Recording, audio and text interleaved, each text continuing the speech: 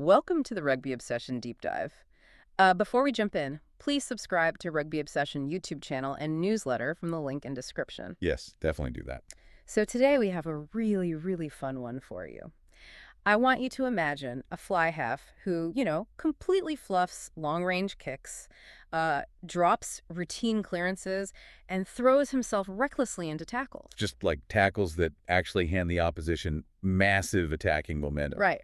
But then imagine that very same player being called, quote, better than Dan Carter in the exact same breath. I mean, it sounds like a total contradiction, right? But that is the exact premise of this really fascinating column we're looking at today from Planet Rugby. Yeah, by Stuart Barnes. Exactly, the former England fly half. And he's zeroed in on the 24-year-old Springbok playmaker, Sacha Feinberg-Mngomezulu. Which is just a huge topic right now. Huge. And Barnes isn't just, making a casual observation here. He is planting a flag. He's making this massive, almost unbelievable claim that Sacha is on the fast track to absolute rugby greatness.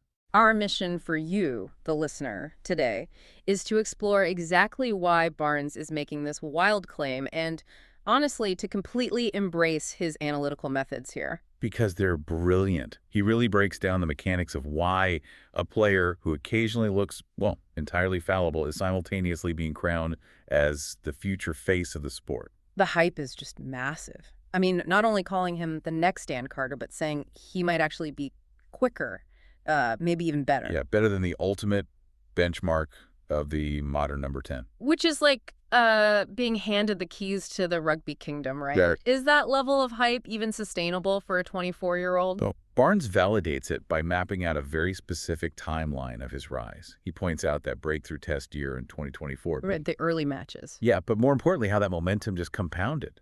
I mean, by the end of the November campaign, Sacha had cemented himself as South Africa's clear first-choice number 10. And securing that starting jersey for the back-to-back world champions at 24, that requires an undeniable baseline of trust from the coaching staff. Absolutely. Yeah. And Barnes looks at that rapid ascent and recognizes a trajectory that mirrors the early days of the sport's greatest icons. He's not evaluating him on potential alone. He's looking at the actual commanding of the most pressure cooker position in international rugby. Exactly. But I get that he's an exhilarating talent and the rise is meteoric. But if we look at historical World Cup winning rugby, it's almost exclusively built on pragmatic, flawless game management. Sure. Think of Johnny Wilkinson or, Dan Carter himself in his prime. So if Sacha's being compared to Dan Carter, does that mean his game is already flawless? Oh, not at all. And Barnes tackles that assumption head on. Yeah. He's brutally honest about Sacha's recent downturn in form. Oh, the URC match. Right. He zeroes in on that United Rugby Championship match, the 38 draw between the Stormers and Ulster. Where he had some pretty mundane errors, right? It's very mundane. Barnes details how he made an appalling hash of a long-range drop kick. Wow. He notes dropped clearances, points out that his restarts were fundamentally lacking. And beyond the kicking game, Barnes highlights that while he did make one magnificent try-saving cover tackle, Yeah, I remember that one. he also threw himself randomly at several others, which directly fed Ulster's attacking raids. Okay, so before we break down the tactical reasons why Barnes believes those flaws might actually be completely irrelevant to his overall value, remember to subscribe to Rugby Obsession YouTube channel and newsletter from the link in description. Good reminder. Because we're looking at a 24-year-old international fly half struggling with the most basic administrative duties of his position. The traditional coaching manual would suggest, pulling him back. Right, simplifying his game, drilling the fundamentals. Exactly, until they're second nature. So how does Barnes defend this? Well, Barnes deploys what we can think of as the genius defense. Oh, I like that. The genius defense. Yeah.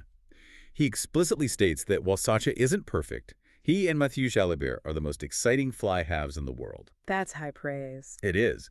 And he asks the reader to remember a younger Finn Russell. He describes Russell as a genius who often looked completely unbothered with the mundane elements of rugby. Which is so true. Russell used to drive traditionalists crazy. Exactly. Barnes is arguing that the primary function of these specific players isn't administration. It's to fundamentally disrupt the opposition's defensive map. That makes sense. We're so used to fly halves acting like cautious accountants, right? Managing field position, mitigating risk at all costs. Yes, the conservative approach. But Barnes is suggesting Sacha operates more like a like a venture capitalist. He accepts a high rate of failure, the dropped balls, the missed tackles, because the payoff for those calculated risks are game-breaking returns. That's a great way to put it. And Barnes extends that philosophy by looking at how Fabien Galthié had to adapt his entire coaching structure for the French national team. Just to accommodate Mathieu Jalibert, right? Right. Barnes describes Jalibert playing for Bordeaux against Bath, just tearing the midfield defense to shreds and creating these massive overlaps wider out. It's pure entertainment.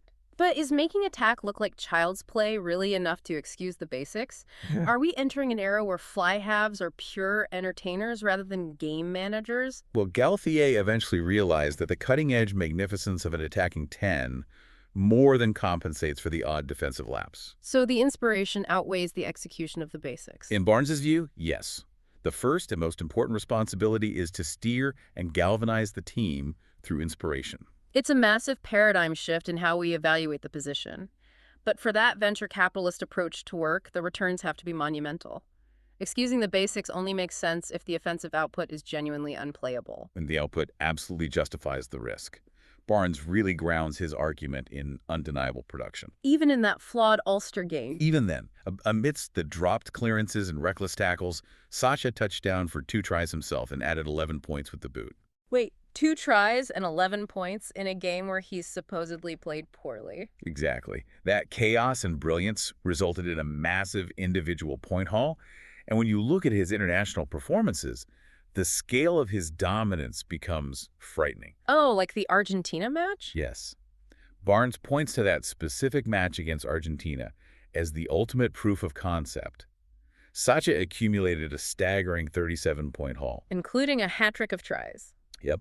Barnes calls that performance the, quote, warning shot for the world. 37 points from a fly half isn't just steering a team. That is completely hijacking the narrative of a test match. It really is. We need to dissect the actual mechanics of how he's doing this, because Barnes lists his physical traits like a recipe for a modern hybrid athlete, right? Yeah, he mentions the speed, the swerve, and this really muscular fin. So how did those mechanics actually separate him from traditional playmakers? Well, Barnes notes a specific moment against Ulster where Sacha dropped deep and then accelerated onto a pass just a few meters from the breakdown. By deliberately dropping a few meters deeper right before the pass, he forces rush defenders to travel further.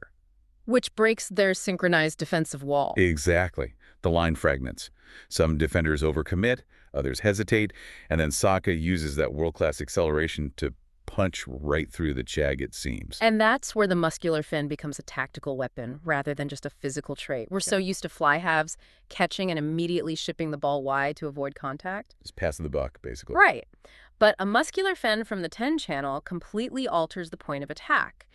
If the fly half can physically dominate the first defender, it forces the inside center or the blindside flanker to abandon their assignment. They have to commit inward to help. Exactly, which Right. immediately creates an overlap outside. And Barnes emphasizes that his ultimate superpower isn't even the speed or the fend. It's his vision. Really? The vision over the physical traits? Yeah. It's his ability to pick the gap before the defensive structure even realizes it is compromised itself. That processing speed allows him to combine those physical traits with a rugby brain that just, processes the game a second faster than the defensive line. So he's physically dominating while thinking 2 steps ahead. Barnes confidently states, the Springbok carves opposition into pieces, because defensive systems simply cannot account for a player who dictates the physical contact area while possessing the vision of a traditional distributor. That combination of physical dominance, visionary playmaking, and honestly aesthetic appeal leads to arguably the boldest prediction in Barnes's entire column. Oh, the Dupont comparison. Yes. He describes Sacha's style as long, lean, elegant, and suggests this makes him the man likely to depose Antoine Dupont as the world's most famous rugby face. Which is saying something, because Dupont currently transcends the sport. Completely. Suggesting a 24-year-old is going to take that crown and become the literal face of global rugby. Well, it speaks to how highly marketable this brand of venture capitalist rugby truly is. And the timeline for him to claim the global spotlight is approaching rapidly. So when does the rest of the world get to see this potential superstar take the ultimate stage? Barnes lays out the immediate horizon. He warns the English public that they're going to get a very close-up look at him in July. During the first round of the nation's championship. Right. Barnes states, Prepare yourselves for Feinberg-Mngomezulu headlines. They are set to dominate the rugby world. That series is going to be an incredible stress test. Oh, absolutely. Testing this attacking philosophy against a highly structured Northern Hemisphere defense. But the ultimate stage where global icons are truly minted is the 2027 Rugby World Cup, which is just under 18 months away. Right, and Barnes notes that everything Sacha is doing right now is in preparation for that tournament. If he continues this trajectory and just refines a fraction of those mundane administrative elements, that tournament will elevate his status to the stratosphere. And there is a massive structural implication to that 2027 timeline that Barnes highlights. The contract situation. Yeah.